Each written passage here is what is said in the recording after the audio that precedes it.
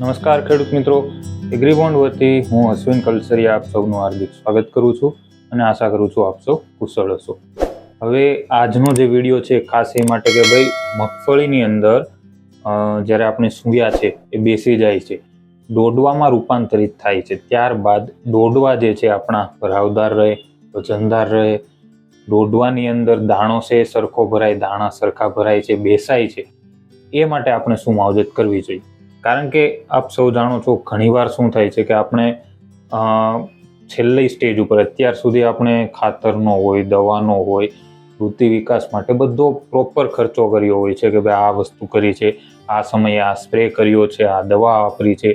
પણ જ્યારે છેલ્લી અવસ્થા એટલે કે 60-70 દિવસ પછી જ્યારે મગફળીની અંદર દોડવા આવે છે, દોડવાની અંદર દાણા ભરાવાની શરૂઆત થાય છે, ત્યારે ઘણીવાર શું આપણે એ વસ્તુ ધ્યાનમાં આવી હોય છે કે દોડવાની અંદર છે ને ઘણીવાર દાણો એકદમ ચીમણાઈ ગયેલો આવે છે, ખાલી દાણો દોડવો છે ખાલી હોય છે, દાણો અંદર પ્રોપર ભરાતો નથી, અથવા ઘણીવાર શું થાય કે સૂયા છે પ્રોપર જમીનની અંદર ઉતરતા નથી, જમીનની અંદર ઉતરે છે તો એમાંથી છે એકદમ આપણે જે દોડવો બનવો જોઈએ એ પૂરતા પ્રમાણમાં નથી બનતા. તો આ પરિસ્થિતિ છે પાછળની અવસ્થાએ ઘણીવાર જોવા મળતી હોય. તો આપણે શું માવજત કરવી જોઈએ, અને ખાસ કે ભાઈ 60-70 દિવસ પછીની મગફળીમાં 100% માવજત આપણે કરવી જ જોઈએ. તો એ માટે આપણે શું કરી શકીએ કે ભાઈ આપણે સૌ જાણીએ કે ભાઈ 60-65 દિવસ સુધીની મગફળીમાં 052-34ની ભલામણ આપણે કરતા હોઈએ કે ભાઈ 052-34 100 ગ્રામ પ્રતિ પંપ તમે સ્પ્રે કરી શકો છો. જેથી શું કરી રહ્યા ફોસ્ફરસના કારણે જે ફાલ અવસ્થા છે સૂયા માટે સારું છે, પોટાશ જે છે એમાં ખૂબ ઉપયોગી થશે.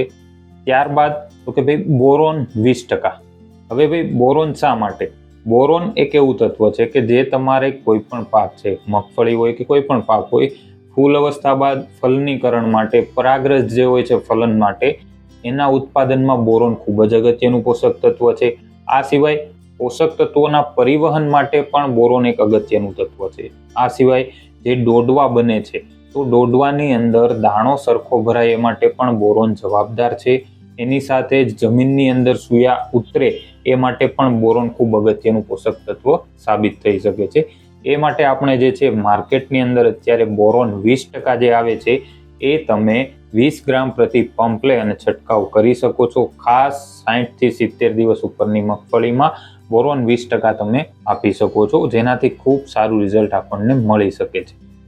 આ સિવાય વાત કરીએ ભાઈ 80 દિવસ ઉપરની મગફળી થાય છે, 80-90 દિવસની વચ્ચેના ગાળામાં 0050 જે પાણીમાં દ્રાવ્ય ખાતર આવે છે એ ખાસ દરેક ખેડૂત મિત્ર એક છંટકાવ, એક સ્પ્રે એનો રાખવાની આવશ્યકતા છે. જેના કારણે પોટાશ જે છે આપણે સૌ જાણીએ છીએ કે ફળ અવસ્થાએ પોટાશ જે છે ખૂબ અગત્યનું પોષક તત્વ હોય છે કે જે આપણા ફળને તંદુરસ્ત રાખે છે, ફળ છે એની ગુણવત્તા સુધારવામાં ખૂબ જ મહત્વનું ભાગ ભજવતું હોય છે. એટલા માટે ખાસ કે ભાઈ પોટાશ 0050નો છેલ્લા અવસ્થાએ એક સ્પ્રે જરૂરથી આપવો જોઈએ. ત્યારબાદ જે ત્રીજું છે સૌથી અગત્યનું છે અને એ છે કેલ્શિયમ. હવે કેલ્શિયમ જે છે એ બધા બોરોનની જેમ જ છે કે ભાઈ સૂયા છે એને જમીનની અંદર ઉતારવામાં મદદરૂપ છે. સાથે સાથે આપણે જે જાણીએ છીએ કે ભાઈ દોડવાની અંદર દોડવા જે છે ખાલી રીતે દાણા ચીમળાઈ જાય એનું મુખ્ય કારણ કેલ્શિયમમાં આવ્યું છે કે ભાઈ કેલ્શિયમ પૂરતા પ્રમાણમાં નથી મળતું, એટલે પાછળથી આ પરિસ્થિતિ ઉત્પન્ન થાય. એટલે 80 દિવસની મગફળીની બાદ 80 દિવસ બાદની મગફળીમાં કેલ્શિયમ છે એનો છંટકાવ તમારે જરૂરથી કરવો જોઈએ. કેલ્શિયમ પૂરતા પ્રમાણમાં પાકને આપવું જોઈએ, જેથી કરીને દોડવા જે છે ખાસ ભરાવદાર રહે, વજનદાર બને અને એની ગુણવત્તા છે જળવાઈ રહે. તો એ માટે માર્કેટની અંદર અત્યારે કેલ્શિયમ નાઇટ્રેટ આપણને મળે છે, જે પાવડર સ્વરૂપમાં હોય છે, એ તમે 100 ગ્રામ એક પંપની અંદર નાખી અને સ્પ્રે કરી શકો છો. ખાસ ઘણા ખેડૂત મિત્રોના હજી હાલે પ્રશ્નો આવતો હોય કે કેલ્શિયમ નાઇટ્રેટ સાથે બીજું કયું મિક્સ કરે, કારણ કે બહુ બધા લોકોની ભલામણ હોય છે કે ભાઈ કેલ્શિયમ નાઇટ્રેટ સાથે કંઈ મિક્સ નથી કરવાનું. તો એ હકીકત સાચી છે કે ભાઈ કેલ્શિયમ નાઇટ્રેટ જો તમે પાવડર સ્વરૂપ વાપરો છો તો એની સાથે બીજું કોઈ પણ પાણીમાં દ્રાવ્ય ખાતર 19-19 છે, 1261 છે, તમારે 13-045 હોય, 052-34 છે કે 0050 છે, એક પણ પાણીમાં દ્રાવ્ય ખાતર આપણે મિક્સ નથી કરવાનું. હા, ધારો કે તમે 80 દિવસની મગફળીમાં કેલ્શિયમ નાઇટ્રેટ અને બોરોન 20% છે બંને મિક્સ કરી અને સ્પ્રે કરી શકો છો. તો ઘણાને એમ થશે કે ભાઈ તો 0050, તો આપણે એવું કરી શકીએ કે ભાઈ તમે કેલ્શિયમ નાઇટ્રેટ બોરોન બંને મિક્સ કરી અને સ્પ્રે કરો ત્યારના અઠવાડિયા બાદ 0.050 આપી શકો, અથવા તો પહેલા 0.050 ત્યારબાદ કેલ્શિયમ નાઇટ્રેટ બોરોન આપી શકો છો. પણ પ્રાયોરિટી હોવી જોઈએ કે ભાઈ કેલ્શિયમ નાઇટ્રેટ ને બોરોન છે પહેલા આપવાનો આપણે આગ્રહ રાખવો જોઈએ. એટલે ખાસ કે ભાઈ કેલ્શિયમ નાઇટ્રેટ સાથે કોઈ પણ પ્રકારનું ખાતર, દવા, હોર્મોન્સ કોઈ પણ વસ્તુ મિક્સ નહીં કરી આની ભલામણ ખાસ છે. એટલે એની સાથે એવું કોઈ મિક્સ કરીને ઉપયોગ નથી કરવાનું. માર્કેટની અંદર બોરોનેટેડ કેલ્શિયમ નાઇટ્રેટ પણ મળે છે, પ્રવાહી સ્વરૂપમાં હોય છે અમુક જગ્યાએ બોરોનેટેડ, કે જેની અંદર બોરોન પણ આવી જાય, કેલ્શિયમ પણ આવી જાય છે. તો એ જે છે તમે 40 ml પ્રતિ પંપ તમે છે ઉપયોગ કરી શકો.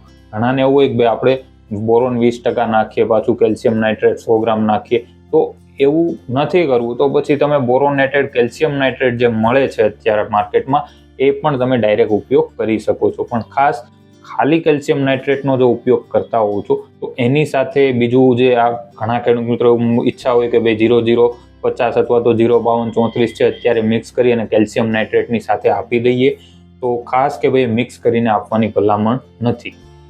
એટલે ખાસ દરેક ખેડૂત મિત્ર આ બાબત ઉપર ધ્યાન રાખવું જોઈએ. એટલે ખાસ અત્યારે હવે મગફળીમાં જે ખર્ચા કર્યા તો આ છેલ્લું સ્ટેજ એવું છે કે જ્યાં તમારે ડોડવા સરખા બેસે, જમીનની અંદર સૂયા સરખા બેસે, સૂયા પૂરતા જમીનમાં ઉતરે એ માટે બોરોન જરૂરથી આપવું, કેલ્શિયમ છે એનો ઉપયોગ કરવાનો આગ્રહ રાખવો, અને પોટાશ, 3 પોષક તત્વો આ અવસ્થાએ દરેક ખેડૂત મિત્રોએ ખાસ ઉપયોગ કરવા, જેથી કરીને આપણે જે છે તમે મગફળીમાં સારું ઉત્પાદન મેળવી શકો છો. આ સિવાય બીજો કોઈ પ્રશ્ન રહેતો હોય તો 100% એગ્રીબોન્ડના પૂછો પ્રશ્ન વિભાગમાં જાણ કરી શકો છો. એટલા માટે ખાસ, અને અત્યારે જે વરસાદી માહોલ છે એટલે ઘણા ખેડૂત મિત્રો હોય કે ભાઈ અત્યારે ક્યાં માવજત, તો જ્યારે વરાપ નીકળે છે ત્યારે ખાસ આ માવજતનો દરેક ખેડૂતો આગ્રહ રાખવો. અને આપણા એગ્રીબોન્ડની વેબસાઇટ ઉપર પણ આપણે ટૂંક સમયમાં બ્લોગ મૂકી રહ્યા છે કે ભાઈ વરસાદ બાદ કયા પાકની અંદર શું શું માવજતનું ધ્યાન રાખવું જોઈએ, કારણ કે વરસાદ બાદ ઘણીવાર વિપરીત પરિસ્થિતિ હોય છે, એના કારણે ફૂગ, ચૂસિયા જીવાતના પ્રશ્નો વધતા હોય.